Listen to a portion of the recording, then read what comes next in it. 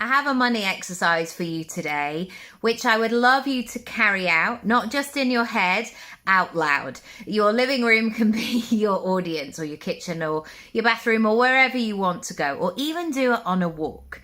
I would love you to practice talking about your prices aloud. Now, so many people really nail the elevator pitch. They can say what they do, who they help, the transformation, they can be excited about it. However, very few people are confident and assured and grounded in saying how much their service is, how much it is to work with them, what their minimum standard is, because there is this stigma around talking about money. Now, I will say this: when you say your price, you are opening yourself up to feedback. And I really have witnessed this over the years when I've talked about money.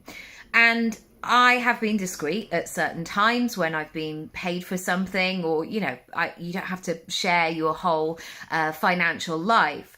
However, if somebody asks me about coaching and my prices are on my website, they might say, how much is it for a session? And I say, and sometimes there's a reaction of, whoa, wow, you're expensive, or all right for some, or whatever the negative connotations would be. Some people will go, yeah, that sounds great. That if they're my ideal client, they're like, that sounds reasonable. I understand why you do that. But what I want to share with you is the fact that when you start talking about money more, you need to be able to hold that space for the reaction.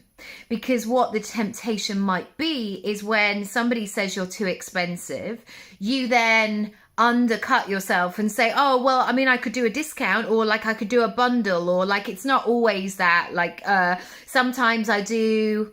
No, get used to holding the space for that conversation. And this is often the missing part in your sales, is that comfort within talking about money. And also doing this exercise, saying these prices out loud, will say or your emotional response to your prices. And sometimes I've said prices to myself, I'm like, whoa, I am way too cheap. I need to increase that price. That doesn't sit right with me. Or sometimes when I've tried to increase, I know I'm not quite there yet to hold it.